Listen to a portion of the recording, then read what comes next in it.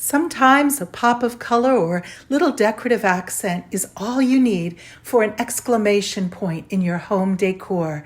And today I'm going to show you how to make some lovely decorative pillows. I'll also show you how to decorate a makeup bag using just a plain canvas bag and a napkin that will decoupage. We're going to use some unlikely items like rugs from Dollar General, baby blankets from Dollar Tree, napkins, and other fabrics to show you how to make some wonderful decor for your home. These tips and techniques will show you and inspire you how to make lovely items not only for your own home, but for gifts as well. My name is Lisa, and welcome back to my channel. If you're new, I invite you to consider subscribing. And now we'll dive into our first project. I was scrolling through the Pottery Barn website and saw some really pretty pillows, which were the inspiration for this first project. Dollar General has some nice rugs, and I did choose a lovely runner. It's a chenille runner, 19 inches by 54 in length. When I outstretched it across the kitchen counter, I was so pleased to see. It's really a beautiful piece. It could also make a lovely table runner as well as a floor runner, but we're going to go ahead and make the pillows. I'm just going to take the runner and fold it in half right over itself. Then I'll go ahead and cut right along down that fold line. Take your first piece and then just fold that in half. All you have to do after that is use your hot glue to run a line along that band. Tend toward the interior of that band because you don't want any hot glue to ooze out when you press it together. Since the rug is a little thicker than normal fabric, you want to be sure to use an ample amount of hot glue. Just be sure you do run it on the interior so it doesn't ooze out.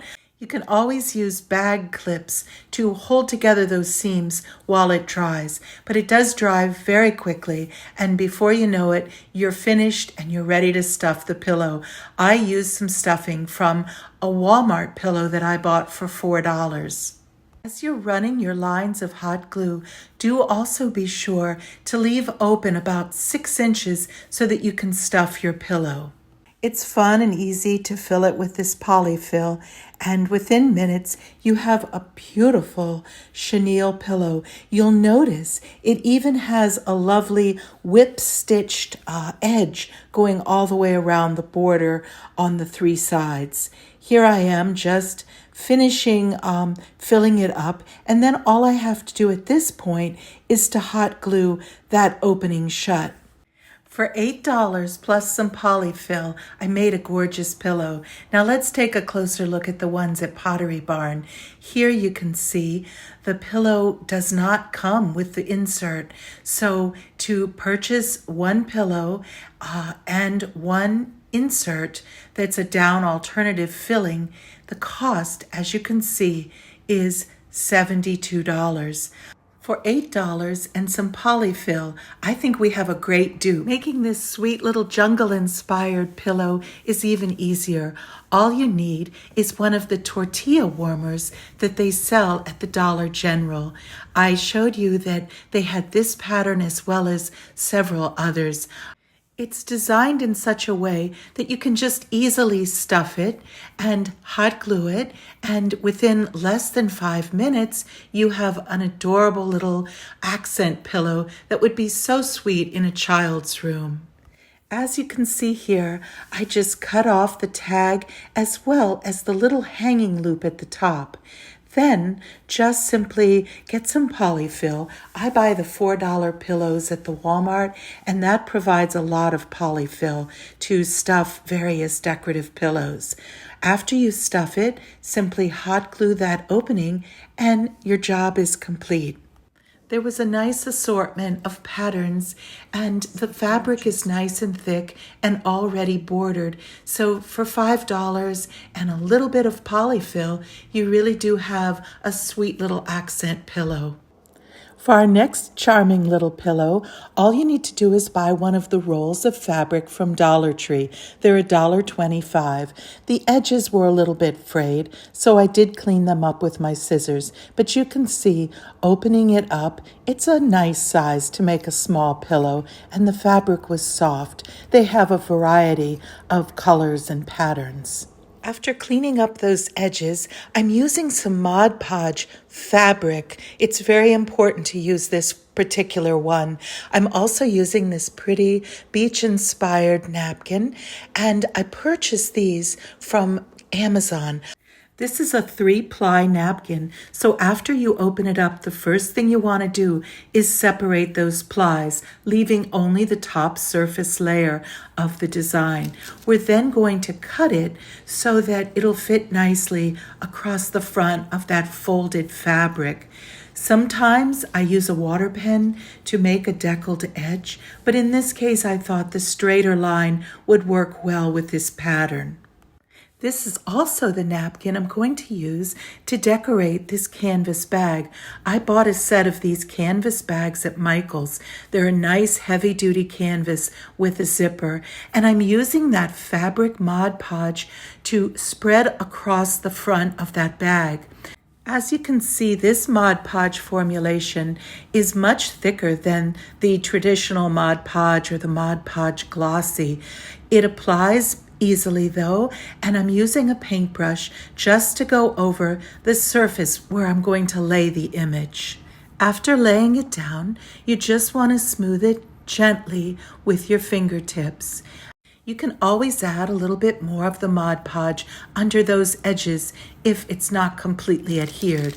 The next thing I did was lay down a piece of parchment paper, and I used a small iron to just gently go over the entire surface. Just a few passes of the little iron over that surface is all you need, and then you can go ahead and lift up your parchment paper, and you'll see that the design is beautifully and smoothly adhered. The next thing you want to do is just add a surface covering of that fabric Mod Podge. In this case, you'll want to go over the entire front of the bag, not just the image. And now here it is, beautifully drying. We'll resume now our little pillow project using that beach-inspired design.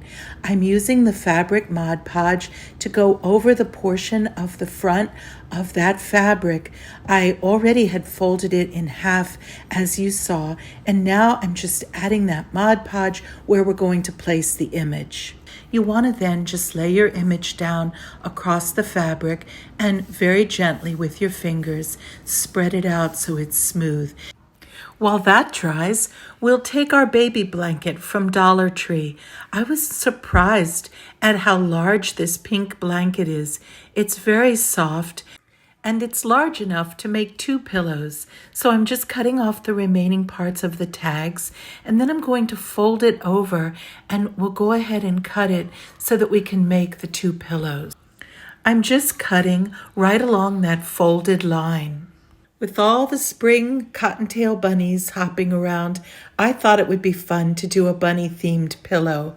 So once again, I'm just separating the plies, and I'm going to use just that surface layer of the napkin. In this case, rather than cutting out the design, I'm going to use this water pen to create a deckled edge around the image.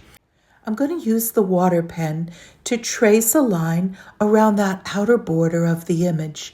You can see that I'm just going about a ½ inch or so beyond the design. The water pen works really well to weaken the fabric, so then all you have to do is tear it away, and you'll have a nice feathered or deckled edge around your image. You can see how the waterline has weakened the paper, making it very easy to tear off that image. As you saw, I folded and then cut the blanket so that we could make 2 pillows out of the 1 blanket. Now I'm just using again that fabric Mod Podge, and I'm applying a nice coat After applying a layer where the bunny is going to be placed, I'm just laying that bunny right down on top, and then again I'll just smooth it delicately with my fingertips. Here you can see I'm lifting it back and adding some more Mod Podge under the surface.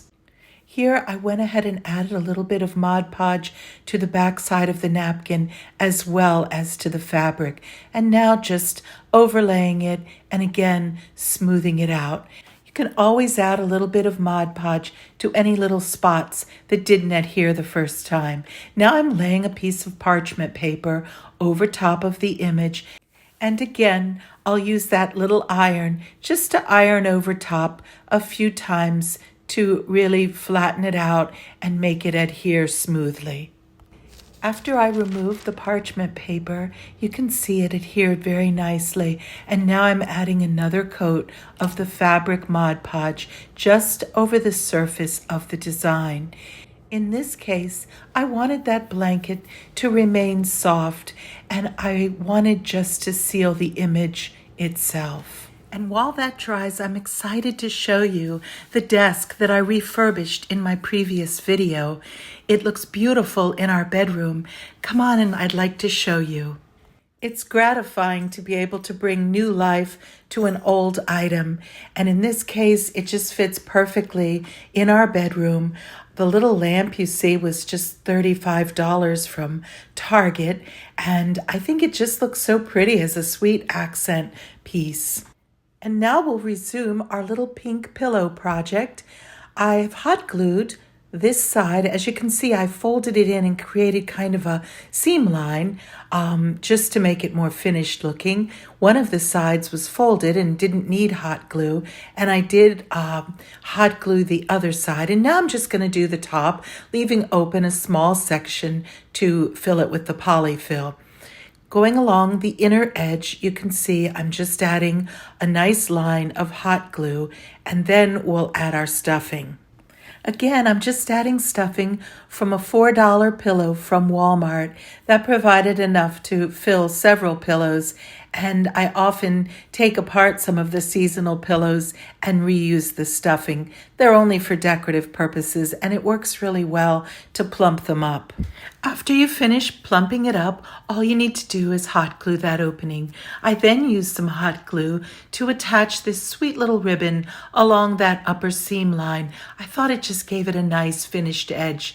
I tied a simple bow and hot glued that on as well. I found this spool of heart designed ribbon at Dollar Tree.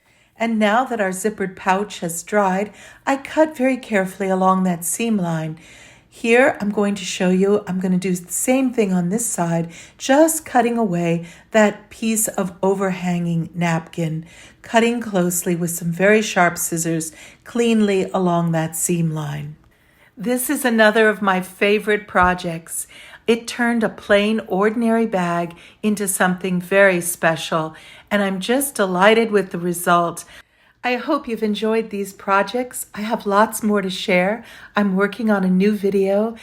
Until then, take care, God bless, and please let me know in the comments below what you especially enjoyed seeing.